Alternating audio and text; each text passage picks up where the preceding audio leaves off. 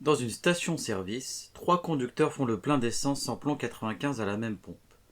Le premier fait un plein de 42 litres et paye 61,32 €. Le second fait un plein de 57 litres et enfin le troisième fait un plein de 35 litres.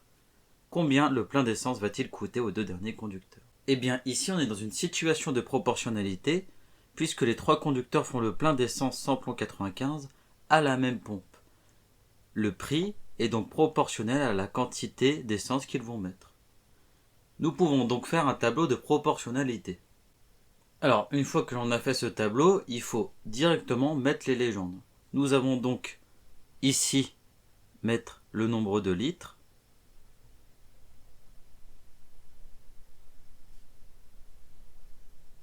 D'essence. Et enfin en bas, nous allons mettre le prix, que je vais préciser en euros.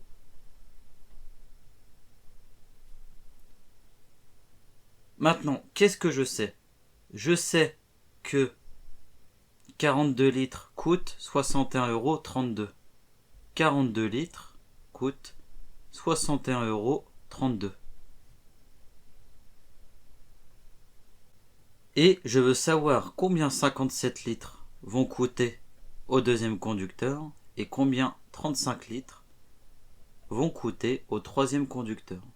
Je cherche donc à remplir cette case ici et cette case ici du tableau de proportionnalité. Alors nous, précédemment, nous avons vu plusieurs méthodes pour remplir un tableau de proportionnalité.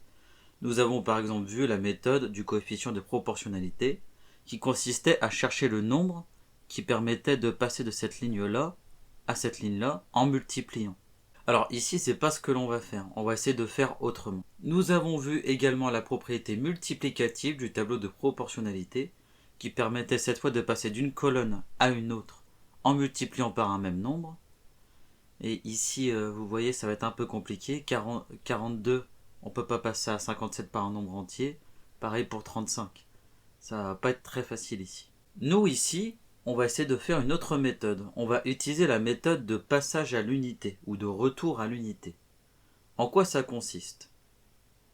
Eh bien, cette méthode, ça consiste à créer une autre case ici avec le prix cette fois mais de 1 litre. Et vous allez voir pourquoi c'est très intéressant de faire ça. Donc on va faire ça. Donc voilà, j'ai créé ma case avec 1 litre d'essence. Ce que je cherche maintenant, c'est le prix d'1 litre d'essence. Je cherche donc ce qui se cache derrière cette case. Et bien, pour remplir cette case juste ici, nous allons utiliser la propriété multiplicative du tableau de proportionnalité. En quoi elle consiste cette méthode? Je vous rappelle, c'est pour passer de cette case-là à cette case-là, nous allons diviser par 42. 42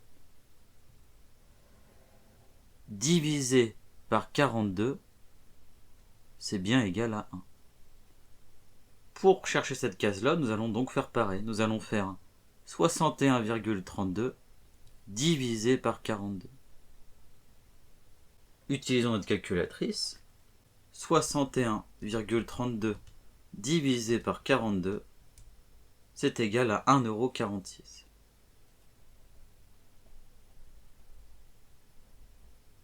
Et bien maintenant que l'on a rempli cette case ici, cela va être très facile de remplir ces deux cases-là. Pour quelle raison? Et bien cette fois-ci, on va utiliser encore une fois la propriété multiplicative du tableau de proportionnalité. En effet, pour passer de 1 à 57, je multiplie par 57. Donc je vais faire 1,46 fois 57 pour trouver cette case-là, à la calculatrice. Donc, si je fais 1,46 fois 57, j'obtiens 83,22. Je vais donc mettre 83,22 en dessous de cette case. Et enfin, pour trouver la dernière case, c'est facile aussi, je multiplie par 35.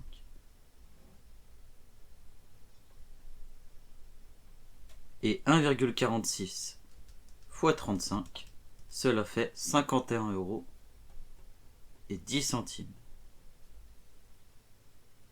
Alors, ce qu'il faut retenir de cet exercice, c'est que pour un passage à l'unité ou un retour à l'unité, ce que l'on fait en fait, c'est qu'on retourne à 1.